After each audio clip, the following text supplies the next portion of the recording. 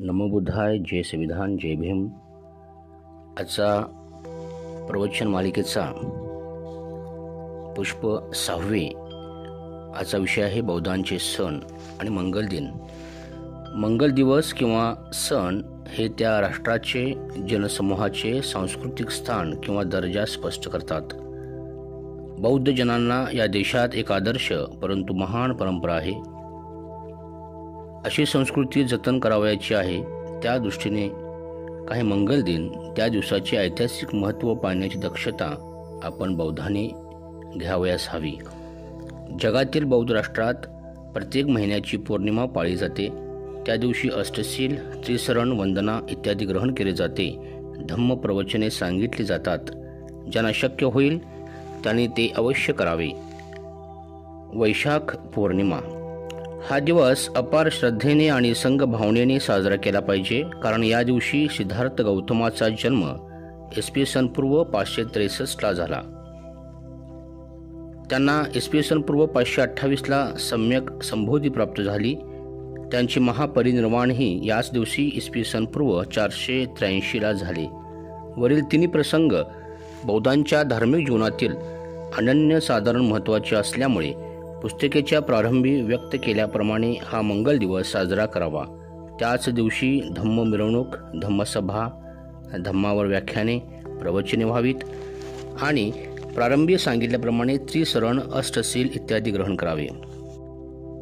ज्येष्ठ पौर्णिमा ब्रह्मदेशाचे व्यापारी तपस्सू व भल्लिक यांना धम्मदीक्षा भगवान बुद्धांनी याच दिवशी दिली. कपिलवस्तू नगरवासियांना भगवान बुद्धाने ज्येष्ठ पौर्णिमेच्या दिवशी महासमय सूत्राचा उपदेश केला होता. श्रीलंकेतील अनुराधापूर या सम्राट अशोकांच्या मुलांनी महामैंद्र व संघमित्रांनी बोधिवृक्षाची फांदी याच ज्येष्ठ पौर्णिमेला लावली होती. म्हणून ज्येष्ठ पौर्णिमा हा बौद्धांचा महत्त्वाचा सण आहे. आषाढ पौर्णिमा या दिवशी सिद्धार्थ गौतमाने लोकहितार्थ ग्रहत्याग केला आणि पुढे सतत 7 वर्ष ज्ञानसाधना केली. बुद्धगयेला संबोधी प्राप्त झाल्यावर सारनाथ येथे येऊन आषाढी पौर्णिमेला तथागत भगवान बुद्धांनी पंचवर्गीय भिक्खूंना उपदेश करून धम्मचक्र प्रवर्तन केले. यालाच वर्षावास प्रारंभ दिन असेही म्हणतात.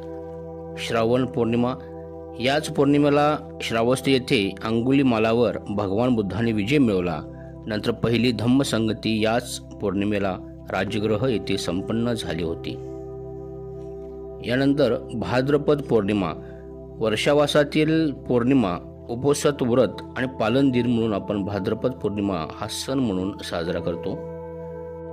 अश्विन पौर्णिमा या दिवशी भिक्खू वर्षावास समाप्त करतात.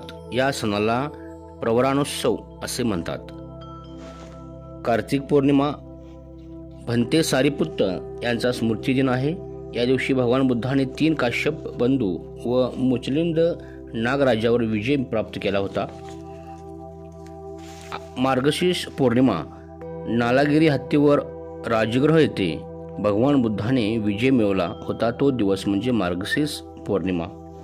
पौष पौर्णिमा राजा बिंबिसाराची धम्मदीक्षा राजगृह येथे याच दिवशी संपन्न झाली होती.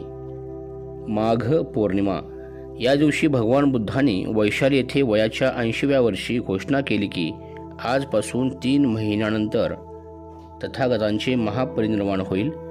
महापरिनिर्वाण घोषणा दिन म्हणून हा दिवस प्रसिद्ध आहे. याला पुण्यस्मरण असेही म्हणतात. फाल्गुन पौर्णिमा राहुल व नंद यांची प्रव्रजा याच पौर्णिमेला कपिलवस्तू येथे झाली होती. चैत्र पौर्णिमा सुजाताचे सिद्धार्थ गौतमास खीरदान याच पौर्णिमेला मिळाले होते. त्यानंतर 14 एप्रिल बोधिसत्व डॉक्टर बाबासाहेब आंबेडकर यांचा जन्मदिन 14/4/1891 जगभर लोक आनंदात साजरा करतात. या दिवशी मोठ्या उत्साहात भिव जयंती जगभर साजरी केली जाते. धम्मचक्र प्रवर्तन दिन अशोका विजयादशमीला बोधिसत्व डॉक्टर बाबासाहेब आंबेडकर यांनी नागपूर येथे धम्मचक्र प्रवर्तन केले. तेव्हापासून हा दिवस अशोका विजयादशमीला जगभरात आनंदात साजरा करतात. 7 फेब्रुवारी माता रमाईचा हा जन्मदिन 7 फेब्रुवारी 1898 आहे. हा दिवस भारतभर आपण आनंदात साजरा करतो. 12 डिसेंबर सूर्यपुत्र भैयासाहेब तथा यशवंतराव भीमराव आंबेडकर यांचा हा जन्मदिन. 12/12/1912 हा दिवस देशभर आपण आनंदामध्ये साजरा करतो आणि सूर्यपुत्र भैयासाहेब आंबेडकर यांनी केलेल्या कार्याची गाथा किंवा कार्याची माहिती आपण सर्वदूर पसरतो.